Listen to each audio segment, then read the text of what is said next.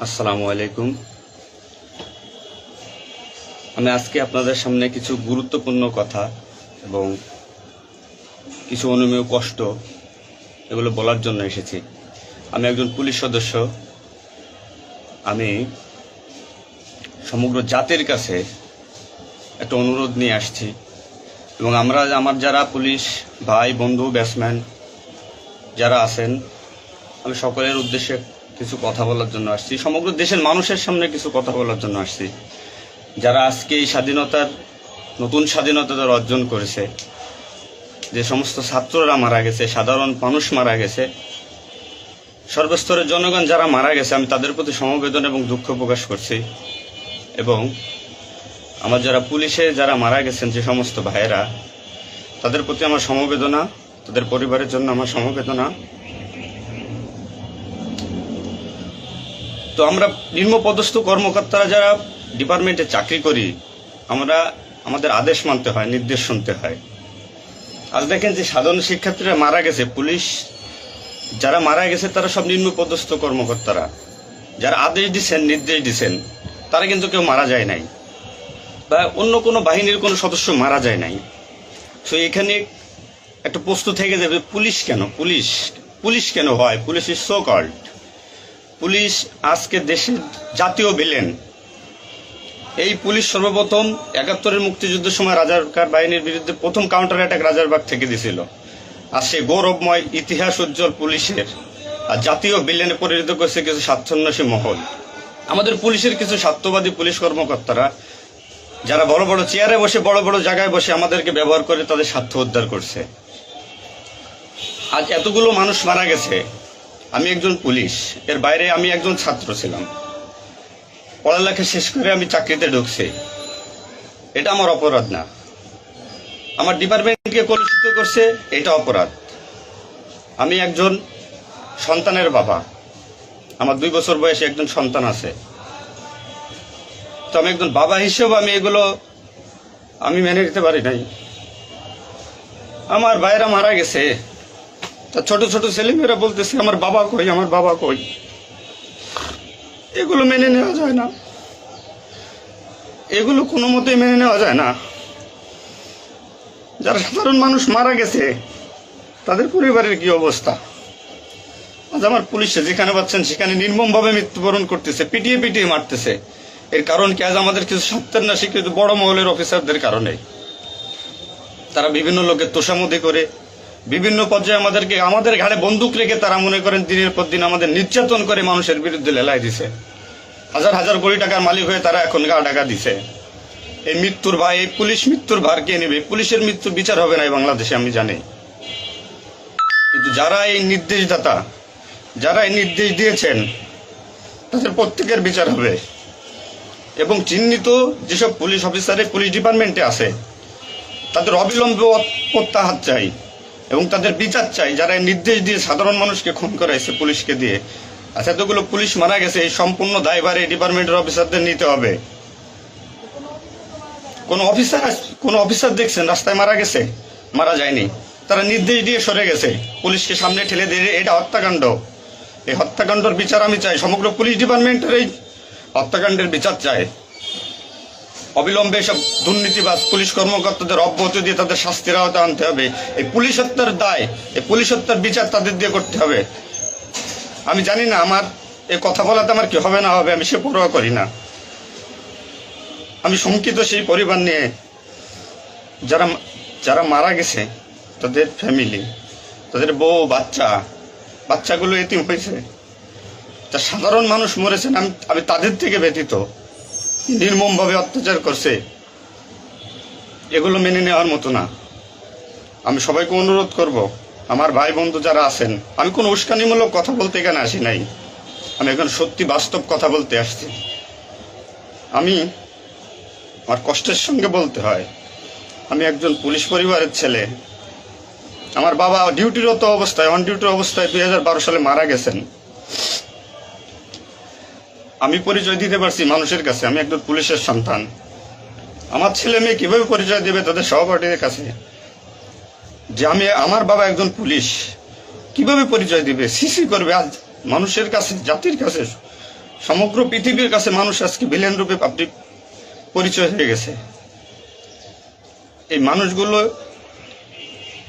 এদের মৃত্যুর ভার, পুলিশ হত্যার ভার ডিপার্টমেন্টের সর্বোচ্চ পর্যায়ে থেকে সর্বনিম্ন পর্যায়ে এর সাথে যারা জড়িত ছিলেন তাদের দেওয়া লাগবে, তাদের এগেনস্টে হবে। প্রত্যেকটা পুলিশ সদস্য আজ বাইরে বেরোতে ভয় পাচ্ছে, মৃত্যুর ভয়। এখনো অনেক জায়গায় আমি নিউজ পাইলাম সকালবেলা, অনেকে পুলিশ মরে গেছে, তার কোনো হদিস নাই। এখন অনেকে আটকা আছে, সবাই প্রাণ ভয়ে, আজ পুলিশ প্রাণ ভয়ে লুকাচ্ছে। কিসের জন্য? আপনাদের কারণে, আপনাদের স্বার্থ উদ্ধারের কারণে পুলিশকে ব্যবহার করছেন প্রত্যেকটি ক্ষেত্রে। এটা আর কেউ মেনে নিতে পারলো, আমি ব্যক্তিগতভাবে মেনে নিতে পারবো না। প্রত্যেকে দায়ভার নিতে হবে আপনাদের। আজ নির্বিকারে যতগুলো মানুষ মারছেন, আজ এই মৃত্যুর সামিলে আমি থাকতে পারতাম। চিহ্নিত করে করে বিচার হবে আপনাদের। পুলিশ কর্মকর্তারা যারা আছেন এর সাথে জড়িত সবার বিচার হবে, বিচার করতে হবে। কেউ না করুক, আমি করব। আপনারা পুলিশের গৌরবময় ইতিহাস ঐতিহ্যকে ধারণ করে নিজেদের স্বার্থ উদ্ধারের কারণে আজ পুলিশ বাহিনীকে মৃত্যুর মুখে ঠেলে দিচ্ছেন। তাদের কথা একবার চিন্তা করেননি। আপনি নির্দেশ দিচ্ছেন, নয়তো এই পুলিশ, এই সাধারণ পুলিশ, আমরা যারা আছি, আমরা কখনো এদের গায়ে বুলেট চালাইতাম না,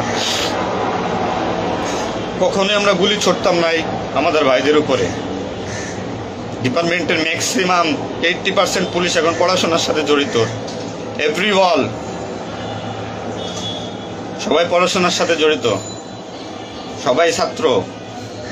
আপনারা আপনাদের ব্যক্তিগত রক্ষার কারণে কই, আপনারা এখন কোথায় আছেন? আপনারা একজন বড় বড় অফিসাররা কোথায় আছেন? বেরোয় আসেন, নামেন পুলিশের সামনে, পুলিশকে সিকিউরিটি দেন, দেশের মানুষকে সিকিউরিটি দেন। আপনাদের হাতে পুলিশ বাহিনী ক্ষতিগ্রস্ত, বিপর্যস্ত, বৈষম্য সৃষ্টি করছেন আপনারা। আপনারা প্রতিটা ক্ষেত্রে পুলিশের সাথে পুলিশের বৈষম্য সৃষ্টি করে দিয়ে গেছেন। যে যার মন গড়া কথা দিয়ে এটাই আইন, এটাই নিয়ম, এটাই শিখাইছেন পুলিশ ডিপার্টমেন্টকে। এগুলো হবে না। আপনারা যেখানে যান না কেন পালাইয়ে, যেখান থেকে পলায় যান, এই পুলিশ আপনাকে খুঁজে বের করবে। এই মৃত্যুর দায়ভার আপনার নিতে হবে। সত্য কথা বলাতে অনেক পুলিশের চাকরি খেয়ে নিয়েছেন আপনারা। আপনারা সুযোগ পেয়ে স্বার্থের কারণে অনেক পুলিশকে বলে পুলিশ ডিপার্টমেন্ট থেকে বিতাড়িত করছেন। তাদেরকেও পুলিশ ডিপার্টমেন্টের প্রয়োজন। আপনাদের স্বার্থের শিকার তারা, আপনাদের স্বার্থের বলি তারা। অনেক পুলিশ ভাইরা, সাধারণ পুলিশ ভাইরা যাদের চাকরি থেকে বিচ্যুত করছেন, অবিলম্বে তাদেরকে চাকরিতে আনবেন আপনারা। এটা আমার অনুরোধ। আজ দেশে কি মুহূর্তে, মানে পুলিশকে কোন সিচুয়েশনে ঠেলে দিয়ে গেছেন। নিশ্চিত মৃত্যু, পুলিশ মানুষ নির্মমভাবে পিটাই পিটাই মারতেছে। এর দায়ভার আপনাদের নিতে হবে। প্রত্যেক পুলিশ পরিবারের যে আক্রোশ, যে কষ্ট, এগুলো দায়ভার আপনাদের নিতে হবে। সাধারণ মানুষ আপনাদের ক্ষমা করবে না। আপনারা সবাই চিহ্নিত, আপনারা সবাই এই বাংলাদেশের দুর্নীতিবাজ পুলিশ অফিসারদের আপনারা সবাই চিনেন, আপনারা সবাই তাদের চিনেন। এদের বিচার আপনাদের করতে হবে। এই বিচার চাই আমরা, সাধারণ জনগণের হত্যার বিচার চাই, পুলিশ হত্যার বিচার চাই। পুলিশ হত্যার বিচার না হওয়া পর্যন্ত আমি ডিউটিতে যাব না, আমি আমার কর্মস্থলে যাব না। অনেক পুলিশ সদস্য এখন পর্যন্ত নিখোঁজ। আমার সহপাঠী ভাইরা মারা গেছে, আমার পরিচিত ভাইরা মারা গেছে। তাদের সন্তান হাউমাউ করে চিল্লাইতেছে, আমার বাবা কই? এর জবাব কে দেবে? জবাব দেওয়া লাগবে। এতগুলো মায়ের কোল ফাঁকা করছেন, পুলিশ জীবন হারাইছে, গর্ভবতী মহিলা পুলিশকে পর্যন্ত মারে ফেলছে।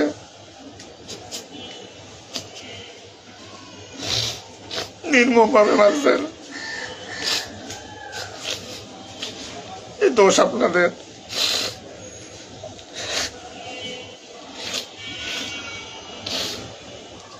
চাকরির ভয় নাই, চাকরি চাই, ভিক্ষা করে খাবো, নির্যাতনার মানবো না। কি করছেন পুলিশ ডিপার্টমেন্টের জন্য আপনারা? কত পুলিশ মারা গেছে তার তো ঠিক নাই। বিচার হবে, বিচার আমি করবো, কেন না করবো? পুলিশ ডিপার্টমেন্টে প্রত্যেকটা সেক্টরে দুর্নীতি। আমি পুলিশ হয়ে আমার কোনো কাজের জন্য আমাকে অর্থ দিতে হয়, টাকা দিতে হয়। এতে নির্লজ্জতার কি কি কি করবো আমি? সাধারণ মানুষ দূরের কথা, আমরা কোনো পুলিশের কাছে সহযোগিতার জন্য গেলে তারা আমাদেরকে মূল্যায়ন করে না, কোনো কাজে হেল্প করে না, কোনো কিছুতে সুবিধা দিতে চায় না। আজ ডিপার্টমেন্টে বৈষম্য সৃষ্টি করে থেকে গেছেন আপনারা।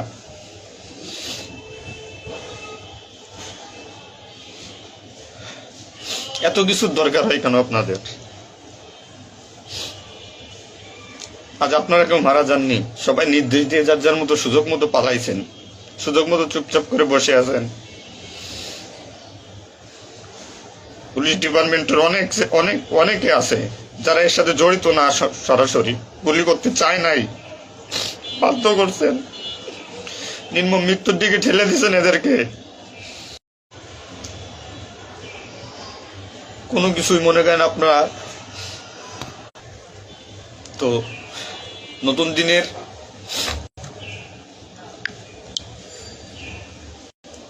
নতুন দিনের সূচনা হয়েছে বাংলাদেশে, স্বাগত জানাই। আমি কোনো রাজনৈতিক দলের পরিপক্ষ না, আমি আজ পুলিশ।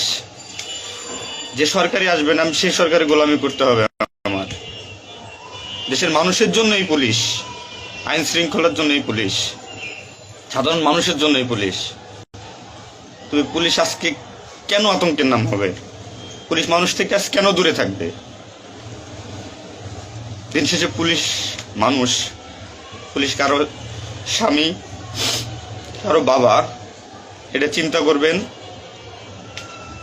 ডিপার্টমেন্টের যে সমস্ত অসাধু কর্মকর্তারা আছেন প্রত্যেকটা সেক্টরে শিক্ষা নেন। বিশেষ করে যারা আসছেন ঊর্ধ্বতন কর্মকর্তারা শিক্ষা নেন। আজ আপনাদের স্বার্থের কারণে, আপনাদের কারণে আজ ডিপার্টমেন্টের এই অবস্থা। তছনছ হয়ে গেছে পুলিশ ডিপার্টমেন্ট। কথা বলার মতো কোনো ওয়ে নাই, কথা বলতে পারতেছি না। আমি তো বেঁচে আছি, তারা মারা গেছে কি নির্মম ভাবে মারা গেছে, মেরে ফেলছেন আপনারা।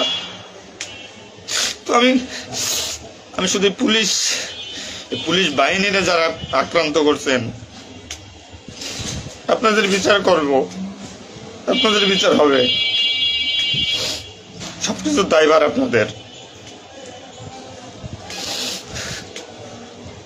ঘুমাইতে পারি না এই কয়দিনে, ভয়তে, চিন্তায়। মারা যাওয়া পুলিশের ছেলেমেয়েরাও চিৎকার করে বলতেছে আমার বাবা কই। তো সহ্য করার মতো না, মানুষ হিসেবে সহ্য করার মতো না।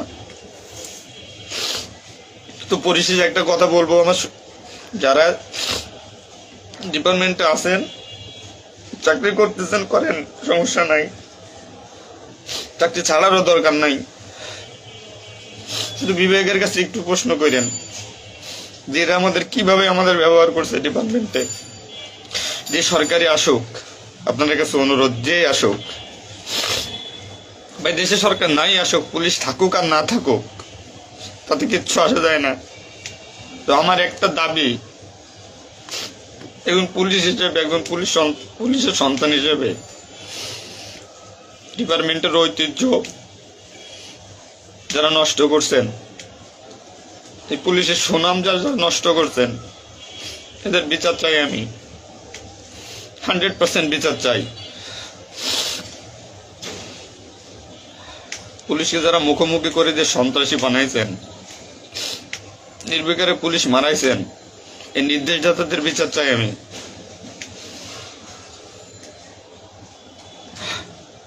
এবং দেশের আইন শৃঙ্খলা পরিবেশ নিয়ন্ত্রণে আনতে সর্বপ্রথমে পুলিশ বাহিনীকে সুশৃঙ্খল করতে হবে। আমি আর অনুরোধ সবার কাছে, যে আপনারা পুলিশকে খারাপ চোখে দেখবেন না, যে আমরা যারা নিম্নপদস্থ কর্মকর্তারা আছি, যারা চাকরি করতেছি, আমরা আদেশের গোলাম।